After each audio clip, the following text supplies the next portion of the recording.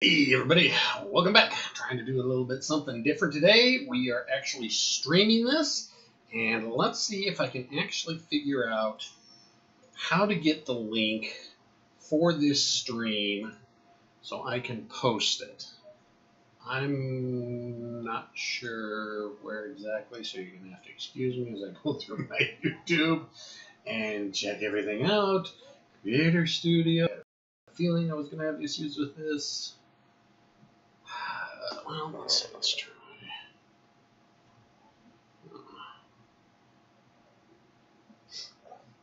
Yeah, I'm not really sure.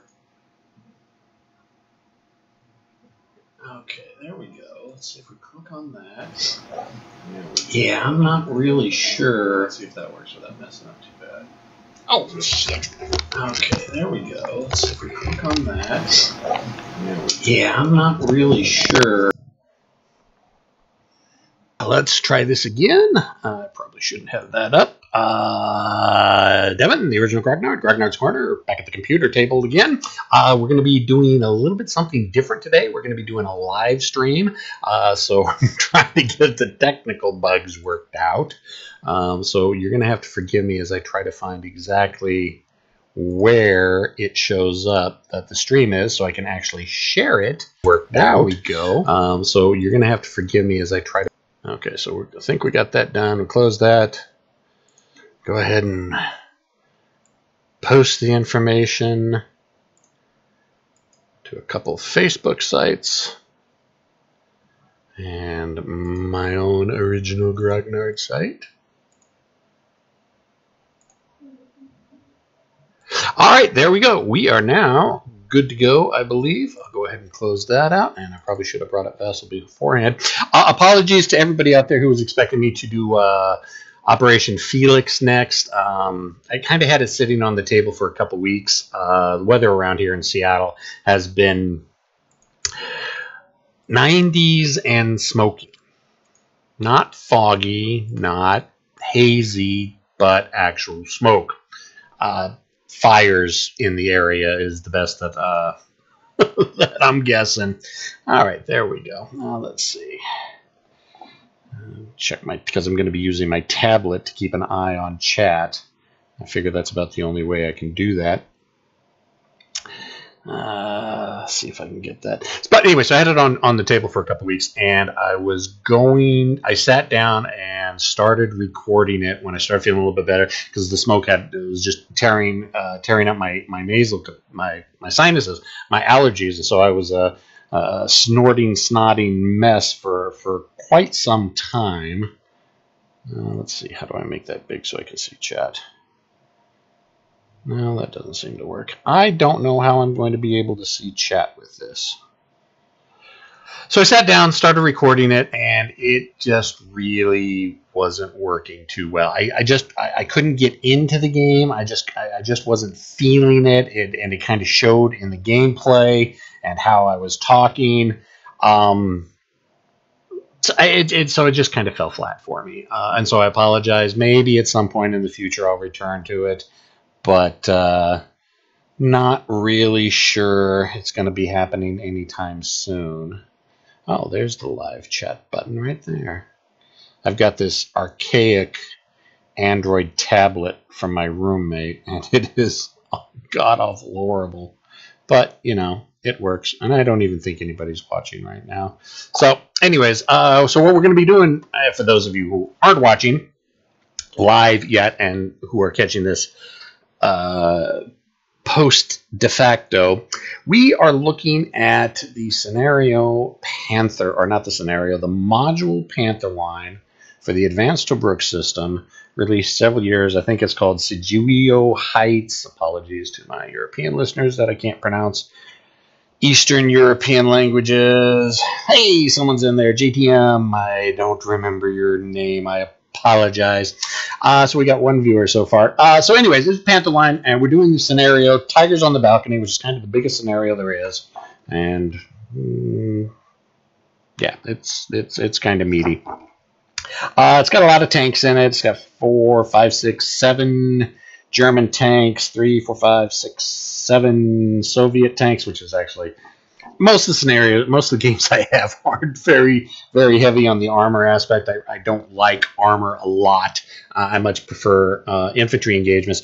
But let's see if we can. I know we can fit this width. All right, so it's kind of a big map. This iteration of the map is actually much better than the original version. The paper map that I have for the first edition Panther Line, much darker. Ray has really over the years improved his graphic capabilities and his coloring shading, and I believe this is taken from the newest iteration of Panther Line, Sujiweo Heights, whatever it is. Apologies for drinking. I talk a lot. I need something to drink, so I have my happy Earl Grey tea with me tonight. Decaf, because I'm not supposed to drink caffeinated. Interesting little scenario. I'll go ahead and read you the highlights on it. 24 June 1944, in the 121st Infantry Division sector, the first Shock Army's attack created a 2-kilometer hole in the lines at the Sujiweo Heights. The key balcony, and the balcony was basically this big old hill right here. Position had been so much fighting during the Russian spring offensive. The Russians were now advancing beyond the Pskov-Ostrov line. A loss that would compromise the Panther Line and sever its connections with Army Group Center. To prevent this, the 502nd Heavy Panzer Battalion, Trail Panzer Abdulin, equipped with 21 Panzerkampfwagen and 6 Tigers, were rushed to the front. Panzer soldiers quickly coordinated a counterattack with the infantry and assault engineers. The attack jumped off to a quick start as the Tigers and assault guns drove into the first Shock Army troops, occupying the former German fortifications of the heights. But the infantry of the 121st were battered by artillery and small arms fire, and their advance petered out before gaining the key high ground in the center of the position. Nevertheless, the Tigers rumbled to the summit, where they were staggered by concentrated fire from enemy tank and artillery, including ISU-152 heavy assault guns. Those things scare me. Tigers fell back in disarray. 2 platoons sent to the rear to bring up more infantry up. Resulting combined armed teams began to clear the Ruski infantry and the tanks holding on amid the fortifications and ruins. After hours of close-in fighting, Russian soldiers still held the ridge. The Tigers stayed on till dark, where they were ordered to withdraw, leaving 2 damaged panzers behind. So, hey, we got 4 people in the chat now. And I actually hope you guys are actually able to see this because of my crappy Android. I can't see the video screen. So sorry about that. So yeah, go ahead and say hi so I know who's all in the channel, and that will let me know that people can actually see. Is sound and video and everything coming through? I hope. So anyways, here's the balcony. And the scenario comes down to there's 4 victory locations, and I went ahead and put little victory point location markers here. Down here, here, here, and here. The point of the scenario is whoever holds 3 victory locations at the end of the game, so 8 turns long, will win. However, if neither side controls 3 victory locations, it comes down to how many victory points. Now, this is kind of annoying because the 2 German locations are only 10 victory points. So you should see that 10 victory points, 10 victory points, whereas the 2 Soviets are 20 victory points and 30 victory points. So yeah, Germans have got to attack. The onus is on the Germans. I haven't set up the Germans yet because the Soviets set up first. And let's go ahead and take a look at what the Soviets have on the defense. A bunch of infantry. A bunch of infantry. I went ahead and set a mortar up here and these brushes up here just to kind of keep back far enough, but try to keep the Germans honest from not pushing infantry this way. Machine gun. I really had to be careful about line of sight and hill pancaking and such. I really don't think that my live stream is working. Okay, I'm gonna bring up YouTube real quick, so I apologize about this, just to see if it's actually streaming. Nope, that's not gonna work. I'm gonna have to go to Facebook. And there's a Ragnar, and my live stream. Nope, that's not going to work. I'm going to have to go to Facebook. So it is working. Alrighty, I just can't see the chat. That's annoying. Maybe I can try to refix it, because I really would like to be able to see people are talking. The Soviets end up getting a lot of anti-tank guns. They had like 245 millimeters, 257 millimeters. They get there's a 76 millimeter. There's an 85 millimeter. Ugh. And then they got this big, heavy, I don't know, 45. As part of the reserves, they get a 122 millimeter. You can kind of see that 122 millimeter comes on as part of the reserves with a truck.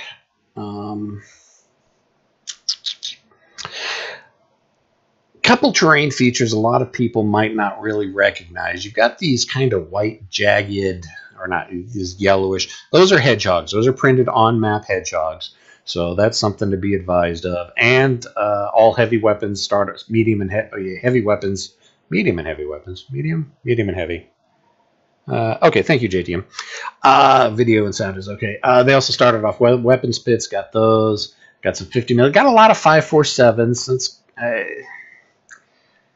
kind of higher quality than I would expect from the Soviets. You know, a lot of a few 4.36s, and they've got some 6.48s.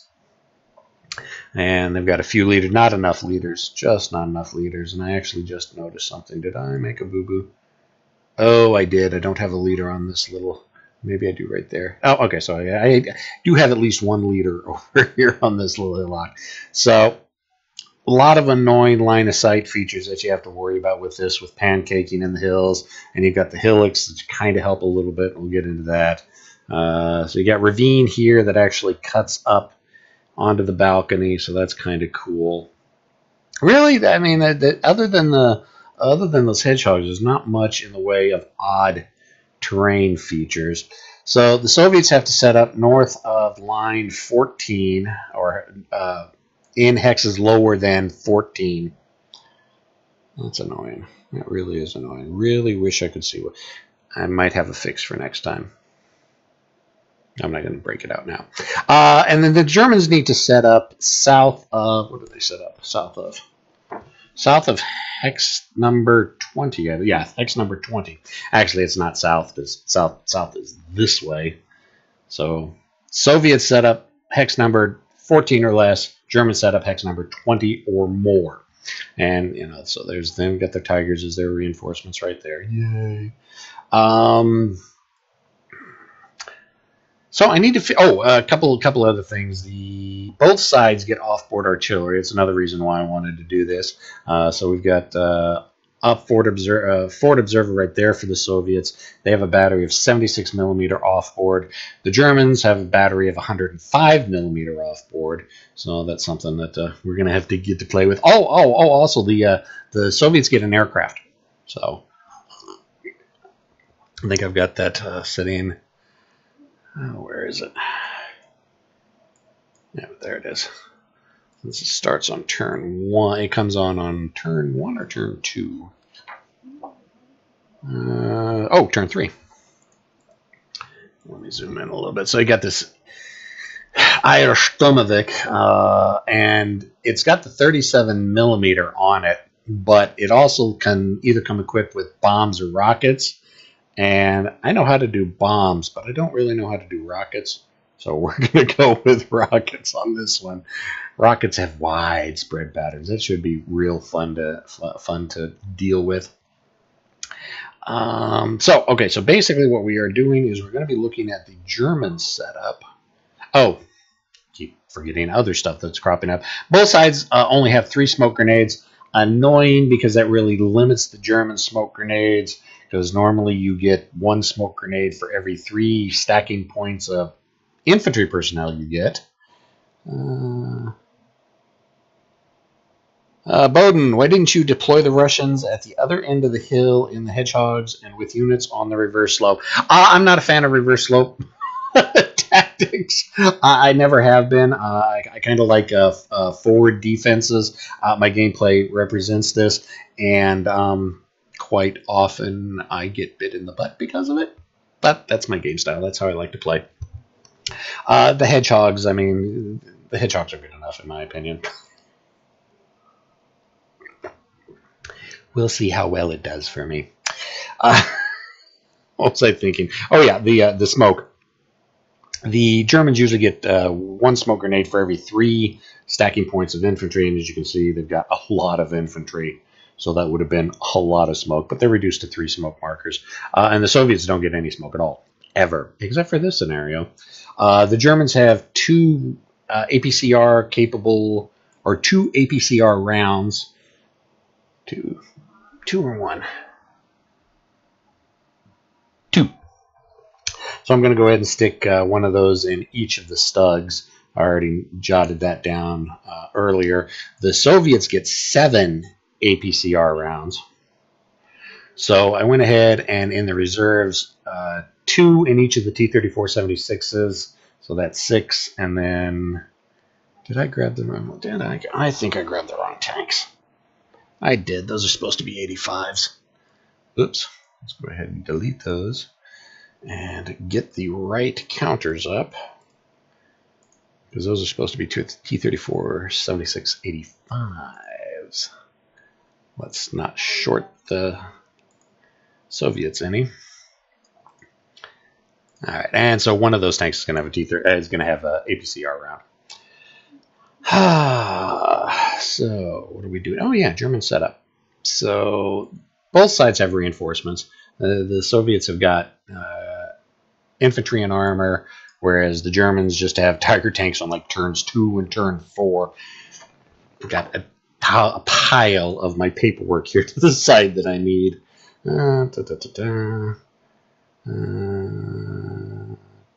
Turn 1 and turn 4. Alright, so I've got a weapons pit. Why did I have a weapons pit? I believe I had a weapons pit. Yeah. Now do medium... I forgot. I could have swore. Medium weapons. I think medium weapons get a weapons pit. Let me check that real quick. I'm afraid I'm probably going to be doing that a lot with this, just so I make sure I get things. 14-1. So I apologize for the dead air. Dead air. It's a military thing. Tough to explain. 14-1. Let's see. Oh, only heavy weapons, not medium weapons. Okay, so we can get rid of that weapon pit because I do have 2 mortars. Let's go ahead and zoom in a little bit just so we can see this stuff. We got 2 mortars. Oops. 2 81mm mortars. Other way around. So we need to decide where we want to put them. Kind of in the middle. Actually, that woods is a good spot. Probably not going to really see much with the pancaking of the hills. Let's put the other one right there. And just in case he gets shot at, let's give him some crappy infantry to sit with him, just to soak up some losses. Sorry, crappy infantry.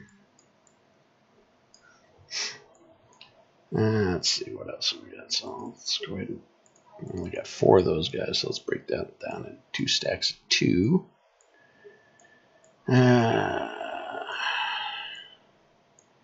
many of these guys we got? Let's break those into as many stacks of 3 as we can.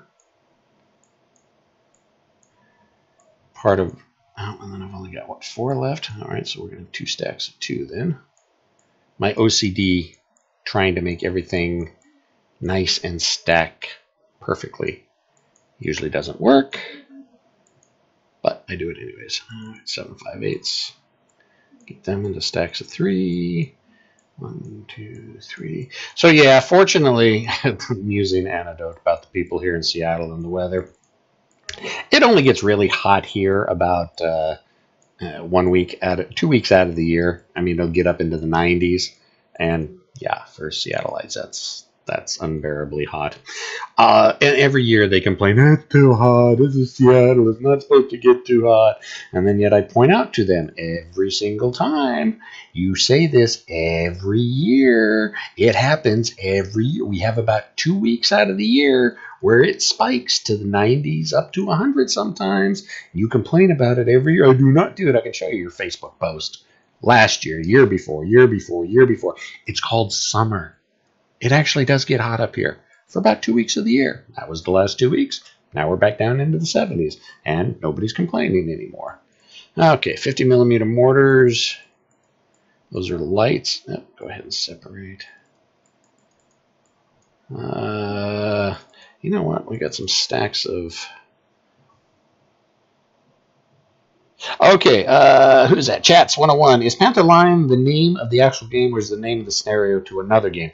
Panther Line is the name of the original box set. Ray doesn't call it that anymore. I think it's called Sujewo, Sujewo Heights. So if you're looking for this on the Critical Hit website, like I said, it's called I cannot pronounce Russian. Sujewo Heights. There you go. So, and the name of the scenario is Tigers on the Balcony. Okay, let's see what we got. Okay, we got a forward observer. So let's go ahead and stick him with a couple of normal squads. We need him. I wonder if being on the... Oh, you know what? Him being up on the heights where he can see... Okay, that's good. We're going to stick the forward observer with a couple squads and those hedgehogs right there. So I've got all those broken down. We got that squad. How many leaders? We got a lot of leaders. Germany and America always had a plethora of leaders. Break down how many LMGs I've got. 5 LMGs. Let's give those to the 768 squads. I have probably a couple left over.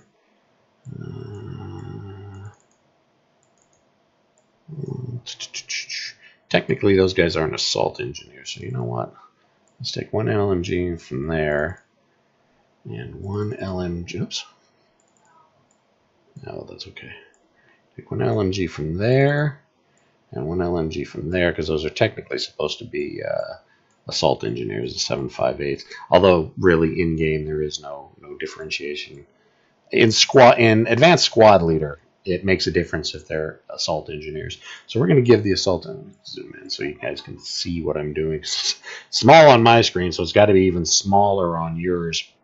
So we're going to give the 758s 2 of the stacks. We're going to give them a flamethrower each with that lovely, lovely, lovely 30 firepower. And he's going to go right there. Let's go ahead and give him... Should I give... Nah, let's keep them like that. The 118 liters there. Go there. Go there. Oh, I got some Panzerschrecks and Panzerfausts. You know what? Let's give the assault engineers, because the assault engineers are going to be carrying the attack up the middle. Oops. Vassal still gives me nothing but headaches sometimes. Let's give them a Panzerschreck each, as well as, oops, get in there, as well as an LMG each. And I will admit right now, I do not like how ATS does Panzerfaust. They allocate them out as individual counters. Squad Leader, when it originally came out, did the exact same thing. I wasn't a fan of it then. ASL nowadays does it that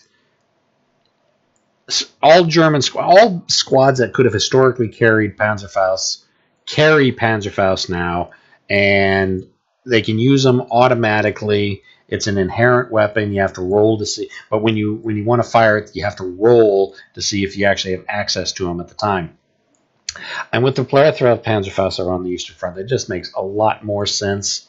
But I think that's too much more difficulty than Ray are willing to put into the game. All right, so what do we want to do with German tactics?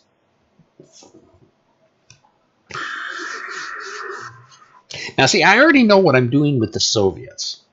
The Soviets could elect to just kind of dig in and toss the Germans back when they come up the hill and try to attack. But I'm going to use my reserves to hit the Germans where they ain't, basically. So Soviet reinforcements appear on turn 2.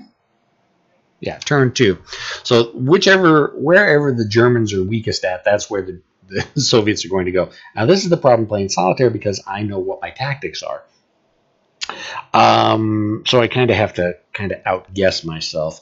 So we want the assault engineers. I'm going to have to take the assault engineers as the primary attack force. So that's them. The 758s. They are going to be excuse me, the primary attacking force. What's the range on the medians? 14 hexes. Okay. Ugh, that's just a lot of open ground over there to go through. I could kind of sneak up behind this. You know, I didn't even think about that when I was setting up the Soviets. The Germans can kind of sneak up here along behind this hedgerow. Or not hedgerow, this razorback on the hill. You know, that's not a bad idea. Because the pancaking effect will screen most of the German forces. Fortunately, I've got a little bit of a reserve with the Russians. So yeah, let's go ahead and do that, I think. So first of all, let's get some machine guns set up for Overwatch firepower. We've got 3 mediums. So let's go ahead, set one up there. I really should stick some infantry with them. I don't worry about it. Oh, nope, they have to set up in hex 20 or higher. So you know what, let's go ahead and stick those 2 guys there. They'll move up that way. And let's put a machine gun over here just to keep the Russians honest. We've got some 50mm mortars. I think what I'm going to do is I'm going to pull out 1 squad from each of those 50mm mortars and give them to buff up the MGs a bit, just so they can, much as I hate to say it, soak up casualties. Sorry, crappy troops.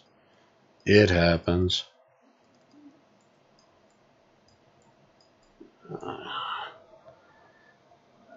6 people watching now. Wow, actually a lot more than I thought. Oh, I would like to say we got over 600 subscribers now on my YouTube channel.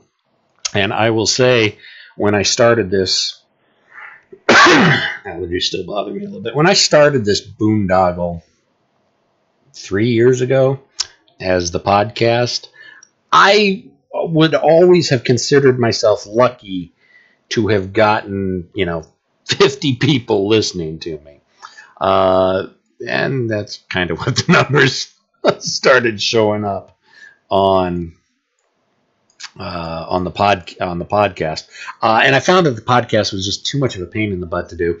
And then I discovered, oh, it's really easy to load videos to YouTube. So I started doing that. And you can blame Kevin Smith over Big Board Games, because he was the guy I was kind of watching, and he was doing it effortlessly and just tossing up videos left and right. He kind of got me motivated to try to this whole YouTube thing. So I'm glad I did. So the simple fact that we've got 200 viewers just absolutely blows, or it's nuts. 600 trying to do 2 things at once, not a good thing.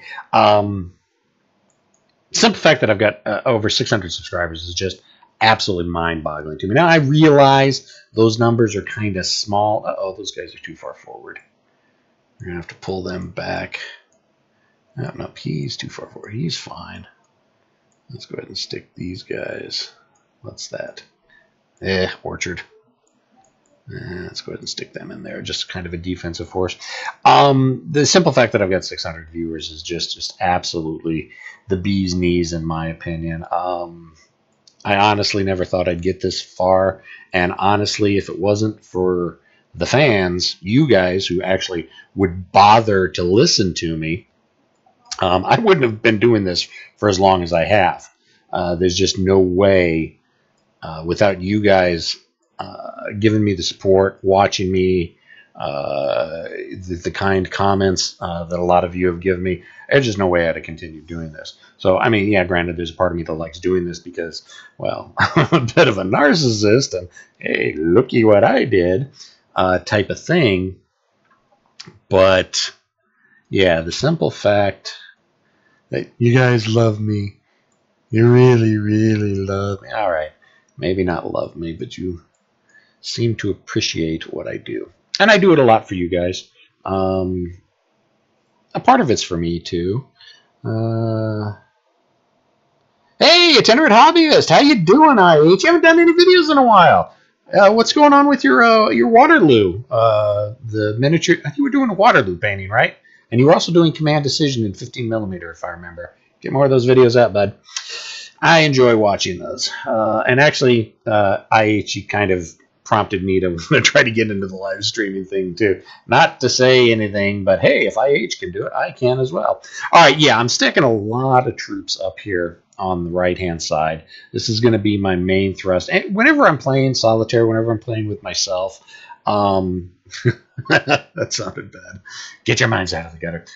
Whenever I'm playing solo play, at the beginning of any game, I always try to decide, okay, what are my overall battle plans for both sides, and then try to keep to that as much as possible. As we all know, no plan survives first contact, but it's nice to, even metagaming with myself, knowing what both sides are doing, I try to stick as much as I can to the battle plan for the first few turns, and then, you know, of course, everything goes right out the window. Fortunately, the Germans have only got, you know, this 45mm over here, but it's got a rate of fire 2. Oh, 45 has APCR ammo as well. Didn't know that. But yeah, I'm fairly sure even with this Razorback here, I'll be able to sneak most of this infantry up on that side. Soviets, of course, are going to respawn and shift stuff over. You know what? Let's go ahead and let's confuse the Germans a little bit. That is a lot of leaders, too. I don't have any leaders over there. Okay, so let's... Where's my highest leader? Where's the Major? Major Rupp. Funny name. Funny. What is funny to me? RUPP Rupp. I had a guy that I served with in the service whose name was Rupp. And yeah, he wasn't one of the more socially suave individuals there. So yeah, Rupp's name got a lot of mockery made of it. I'm not really saying I ever did. I didn't like the guy, but you know. But yeah, so every time I see Major Rupp, it reminds me of, oh, what the hell was he? Electronic War? Oh, was he Electronic Warfare? No, he's Operations Special. He was an OS. I think he was an OS. Yeah, OS2 Rupp. IH, thanks. Time of life business, and you're correct. If I can do it, as can you. Because as everybody knows, I am not a clever man. I am not a clever man in the least. As we've seen through my setup and everything else I've been doing. All right, so we got some stuff. Let's zoom in. Now the nice thing is the Vassal mod uses the newer counters. Most of my games are so out of date. They don't have these neat little high explosive anti-tank APCR monikers on them. So it's real nice that. Of course, it would make sense that the new counter sets would. So we need to figure out where we want to put these. Stu H, 105 mil. What the hell? What infantry line is 105 is the 30 column. Wow, it's just like a flamethrower if I can hit. So that's going infantry killing, and the two Stugs I think are probably going to go. Well, when the Soviet tanks show up, they're going to have to go tank hunting. And the Soviet tanks, what turn did I say? Like I said, I'm not a clever man. Soviets turn 2. You know, I think I really want to keep the tanks kind of in reserve right now. Plus, I got some Tigers coming. Yeah, let's shift these guys a little bit. Oops, I always flip them the wrong way. Let's just keep going. Yeah. There we go. Now I have to decide which direction we want to face. I think we're going to put this guy over here. So he is going to need to be pointed off in that vertex.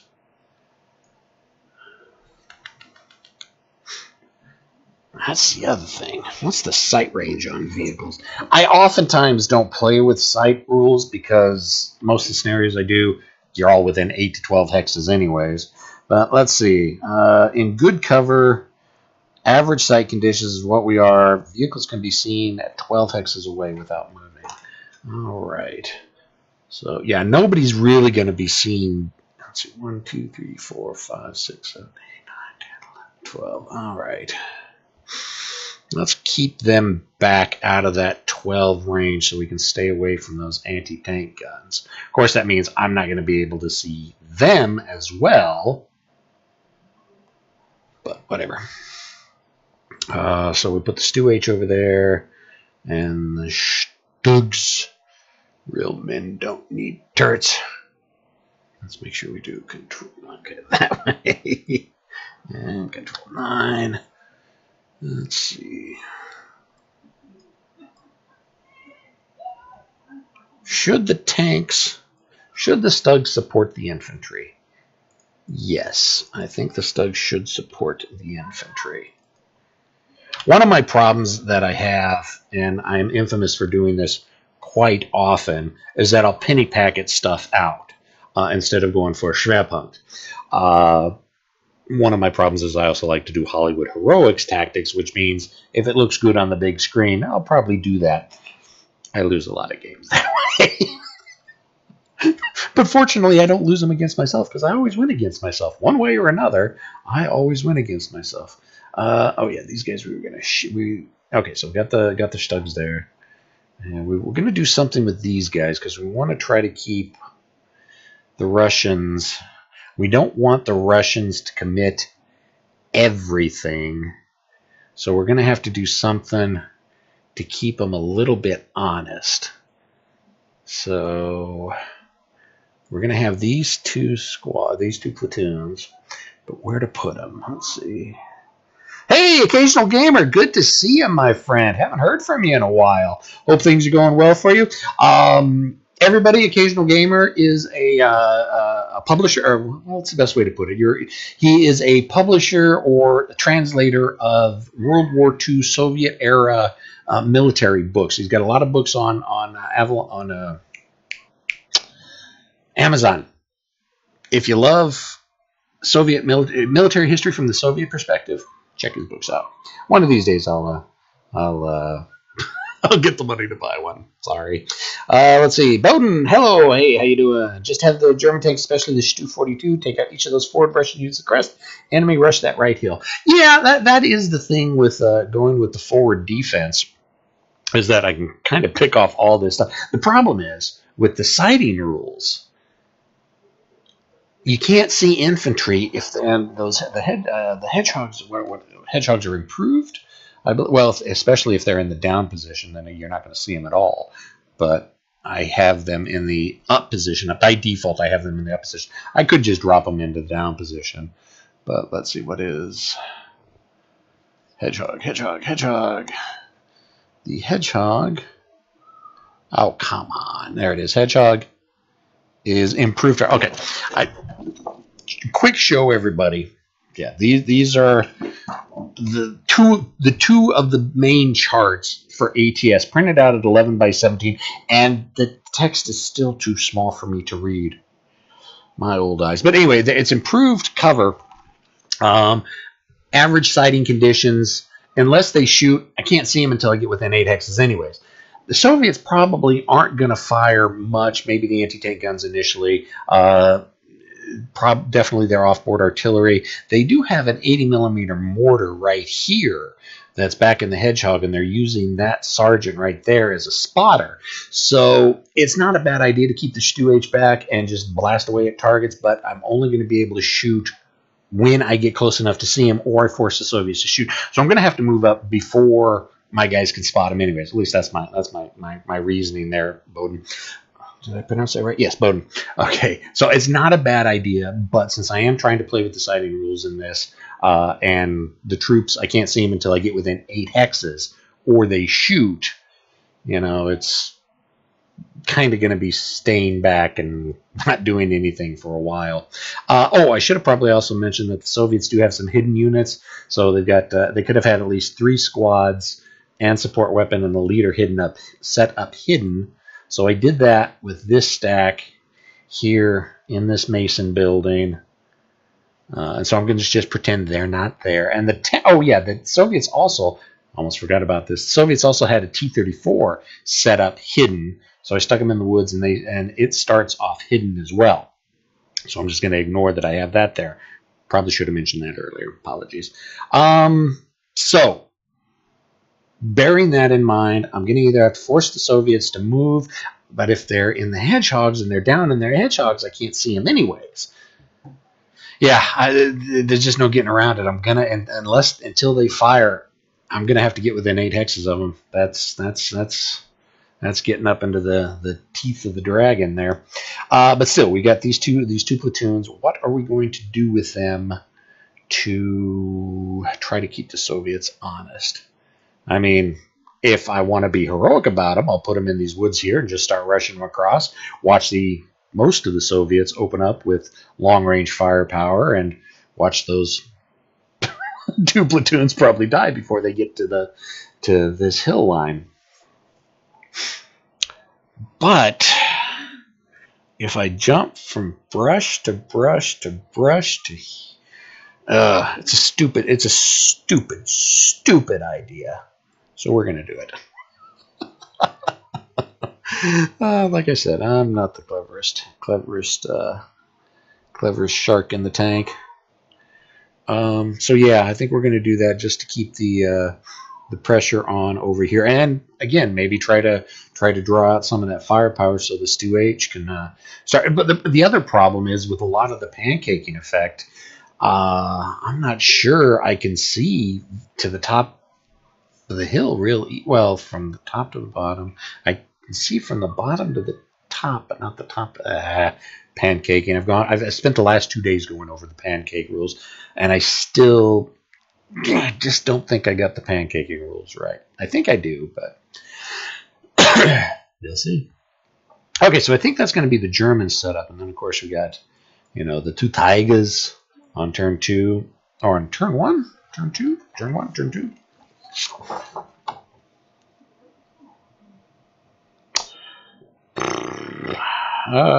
Turn 1 and turn 4. Okay, so we got those Tigers coming in. Let's go ahead and let's go ahead fit width. Okay, yeah, I think I'm okay with that setup. Yeah, we're at 45 minutes already. Wow, where does the time go? Oh, JTM, the smoke allotment. Normal smoke allotment in ATS is you get 1 smoke grenade for every 3 SPs of infantry personnel squads. So that's basically 1 smoke grenade for every 3 squads, and that is Germans, Americans, British, French, most of them. Russians, they don't get any smoke grenades. It's not something they did. Don't ask me about the Japanese. I don't remember what the Japanese get. So normally I'd be getting a shit ton of smoke grenades because I've got like 24 squads out there, which would be like 8 smoke grenades. But the scenario says both sides only have 3 smoke grenades each.